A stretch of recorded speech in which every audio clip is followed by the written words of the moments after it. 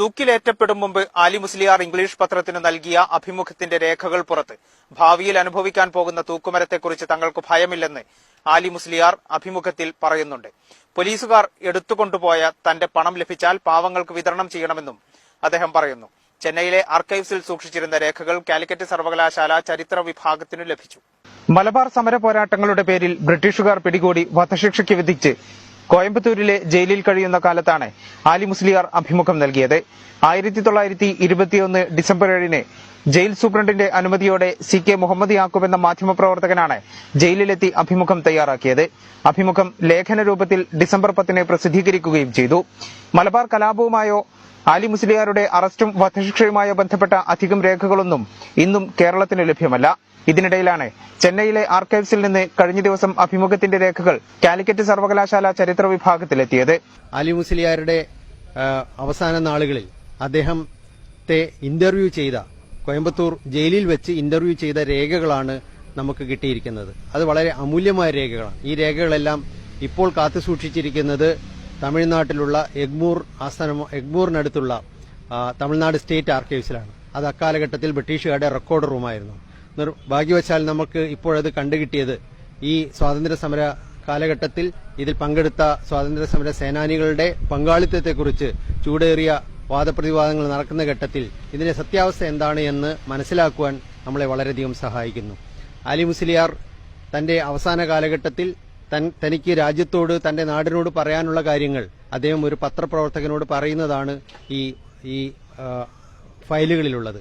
യഥാർത്ഥത്തിൽ അങ്ങനെ ഒരു ഇന്റർവ്യൂ നടത്താൻ ബ്രിട്ടീഷുകാരുടെ അനുമതി ലഭിക്കാറില്ല. എന്നാൽ കോയമ്പത്തൂരിലെ സെൻട്രൽ ജയിലിലെ സൂപ്രണ്ടിന്റെയും ജയിലറുടെയും സഹായത്തോടുകൂടി ഈ മനുഷ്യനെ ഒരു പത്രപ്രവർത്തകൻ ചെന്ന് കാണുകയും അദ്ദേഹത്തെ ആലി മുസ്ലിയാരെ ഇന്റർവ്യൂ ചെയ്യുകയും ചെയ്യുന്നുണ്ട്. ആ ഇന്റർവ്യൂ ചെയ്യുന്ന സമയത്ത് അദ്ദേഹത്തോടൊപ്പം ജയിലറും സന്നിഹിതനായിരുന്നു എന്ന് ആലി മുസ്ലിയാർ തന്നെ പറയുന്നുണ്ട്. ആ അഭിമുഖത്തിന്റെ പൂർണ്ണരൂപം നമുക്ക് ലഭ്യമല്ല. പക്ഷേ ആ അഭിമുഖം ഉണ്ടാക്കിയ വിവാദത്തിന്റെ നിരവധി ഫയലുകൾ നമുക്ക് ലഭ്യമായിട്ടുണ്ട്.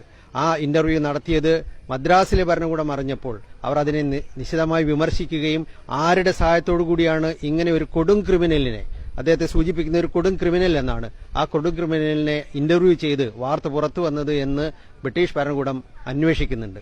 അങ്ങനെ അന്വേഷിക്കുന്ന ഒരു ചെറിയ വാർത്ത മാത്രമാണ് നമുക്ക് ആദ്യം കിട്ടിയത്. തുടർന്നുള്ള അന്വേഷണത്തിലാണ് മറ്റ് ഗവേഷകരുടെ സഹായത്തോടുകൂടി നമുക്ക് ഈ ഫയലുകൾ കണ്ടെത്താൻ സാധിച്ചത്. തൂക്കുമരം വിധിക്കപ്പെട്ട് കാത്തിരിക്കുമ്പോഴും തങ്ങളുടെ സമരലക്ഷ്യം സാക്ഷാത്കരിക്കപ്പെടുമെന്ന അസാമാന്യമായ ആത്മവിശ്വാസം ആലി മുസ്ലിയാർ കാണിച്ചിരുന്നതായി രേഖകൾ ചൂണ്ടിക്കാട്ടുന്നു. മരണത്തെപ്പോലും ഭയക്കാത്ത അദ്ദേഹത്തിന്റെ അചഞ്ചലമായ മനസ്സാന്നിധ്യവും അഭിമുഖത്തിൽ വ്യക്തമാണ്. ഞങ്ങളെല്ലാവരും സന്തോഷവാന്മാരാണ്. വൈകാതെ ഞങ്ങൾ നേരിടാൻ പോകുന്നതിനെക്കുറിച്ചുള്ള ചിന്ത ഞങ്ങളെ തകർക്കുന്നില്ലെന്നും അഭിമുഖത്തിൽ ആലി മുസ്ലിയാർ പറയുന്നതായി കാലിക്കറ്റ് സർവകലാശാല ചരിത്ര വിഭാഗം മേധാവി ഡോക്ടർ ശിവദാസ് പറഞ്ഞു. കോയമ്പത്തൂരിലെ ഖാൻ ബഹദൂർ പദവി കിട്ടിയ ഏറ്റവും പ്രഭുവായിട്ടുള്ള ഒരു ഇസ്ലാം മത വിശ്വാസി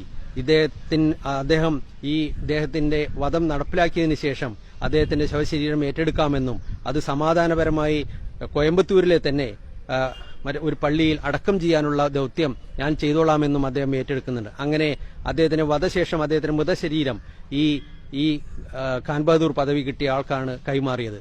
അന്നാട്ടിലെ ജനങ്ങളെല്ലാം ഈ വാർത്തയറിഞ്ഞ് അദ്ദേഹത്തിന്റെ മൃതശരീരം, അദ്ദേഹത്തിന്റെ മയ്യത്ത് അദ്ദേഹത്തിന്റെ കബറിടത്തിലേക്ക് കൊണ്ടുപോകുവാൻ ഒരു ജാഥാരൂപത്തിൽ തന്നെ കൊണ്ടുപോകണമെന്ന് ആൾക്കാർ ആഗ്രഹം പഠിപ്പിച്ചുവെങ്കിലും ഈ ഖാൻ ബഹദൂർ പദവി കിട്ടിയ ആൾ അതൊന്നും വേണ്ട എന്നും ഇത് സമാധാനപരമായി ബ്രിട്ടീഷുകാരുടെ പോലീസിന്റെ നിർദ്ദേശാനുസരണം ചെയ്താൽ മതിയെന്നും പറഞ്ഞ് ഈ അദ്ദേഹത്തിന്റെ മൃതദേഹം അടുത്തുള്ള ഒരു പള്ളിയിൽ അടക്കം ചെയ്യുകയാണ് ചെയ്തിരിക്കുന്നത്.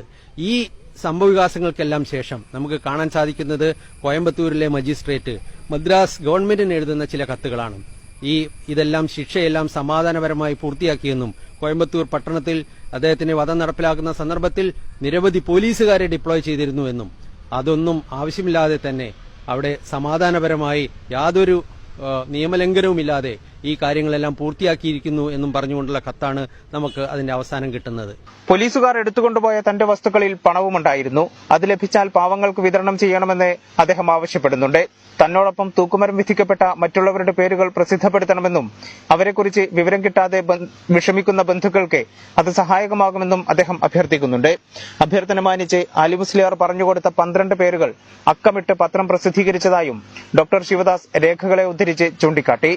അദ്ദേഹം പറയുന്നു, എന്റെ കൂടെ 12 പേര് ആണ് ഈ ജയിലിൽ ഇപ്പോൾ കഴിയുന്നത്.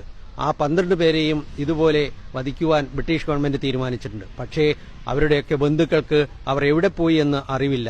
അതുകൊണ്ട് നിങ്ങൾ ദയവ് ചെയ്ത് പത്രങ്ങളിലൂടെ ഈ ആളുകളുടെ പേര് നാട്ടുകാരെ അറിയിക്കുകയും അവരുടെ ബന്ധുക്കൾ ഇത് അറിയുകയും വേണമെന്ന് അദ്ദേഹം പറയുന്നുണ്ട്. ഇത് കൂടാതെ അദ്ദേഹം പറയുന്നു, ഈ ജയിലിൽ അന്ന് കോയമ്പത്തൂർ ജയിലിലേക്ക് മലബാറിൽ നിന്ന് പിടിച്ചുകൊണ്ടുപോകുന്ന നിരവധിയായ തടവുകാരെ അവിടെ എത്തിക്കുകയാണ്. ഈ തടവുകാരെല്ലാം ബ്രിട്ടീഷുകാരുടെ കണ്ണിൽ മതഭ്രാന്തന്മാരും ക്രിമിനലുകളുമാണ്. അവരെല്ലാം യഥാർത്ഥത്തിൽ നേരിട്ടത് ഈ സാമ്രാജ്യത്തെയും നാടുവാഴിത്തത്തെയുമാണ്. പക്ഷേ ബ്രിട്ടീഷ് ഭരണകൂടം മതഭ്രാന്തിന്റെ അടിസ്ഥാനത്തിലാണ് ഈ ആളുകളെ മുഴുവൻ അറസ്റ്റ് ചെയ്തിരിക്കുന്നത്. ആ ആളുകളെല്ലാം നരകജീവിതം നയിക്കുകയാണെന്നും ആ ആളുകൾക്കെല്ലാം തുണിയും അതുപോലെ തന്നെ മറ്റു വസ്തുക്കളും അത്യാവശ്യമുണ്ടെന്നും അതുകൊണ്ട് നാട്ടിലുള്ള സുഹൃത്തുക്കൾ എങ്ങനെയെങ്കിലും കുറച്ച് തുണി ഈ ജയിലിൽ എത്തിക്കണമെന്നും അദ്ദേഹം അഭ്യർത്ഥിക്കുന്നുണ്ട്. അദ്ദേഹം നാട്ടിലെ പ്രധാനപ്പെട്ട 2 കമ്മിറ്റിക്കാരോടാണ് ഈ ജനങ്ങളെ സഹായിക്കണം, ഈ തടവുകാരായിട്ടുള്ള ആൾക്കാരെ സഹായിക്കണമെന്ന് അഭ്യർത്ഥിക്കുന്നത്. പിറ്റേ വർഷം ഫെബ്രുവരി 18 പുലർച്ചെ 5 ആലി മുസ്ലിയാർ, ഹുസൈൻകുട്ടി, അഹമ്മദ് എന്നിവരെ തൂക്കിലേറ്റിയതായി പത്രവാർത്തയിൽ പറയുന്നുണ്ട്. മൃതദേഹങ്ങൾ ഖാൻ ബഹാദൂർ, ഗുലാം ഹുസൈൻ സാഹിബ് എന്നയാളിന് കൈമാറുകയും തുടിയാലൂർ റോഡിലെ ശ്മശാനത്തിൽ സംസ്കരിക്കുകയും ചെയ്തതിന്റെ രേഖകളും സർവകലാശാലയിൽ ലഭിച്ചവയിൽ ഉൾപ്പെടുന്നു. വധശിക്ഷയ്ക്ക് വിധിക്കപ്പെട്ട് ജയിലിൽ കഴിയുന്നതിനിടെ നടത്തിയ അഭിമുഖം സുരക്ഷാ വീഴ്ചയായി കണ്ട ബ്രിട്ടീഷുകാർ പലതട്ടിൽ അന്വേഷണം നടത്തുകയും ചെയ്തതിന്റെ രേഖകളും ലഭിച്ചിട്ടുണ്ട്. നെല്ലിക്കുത്തിലെ എരിക്കുന്നൻ പുലത്തൂമലയിൽ കുഞ്ഞുമൊയ്തീന്റെയും ആമിനയുടെയും 2ാമത്തെ മകനായിരുന്നു ആലി മുസ്ലിയാർ.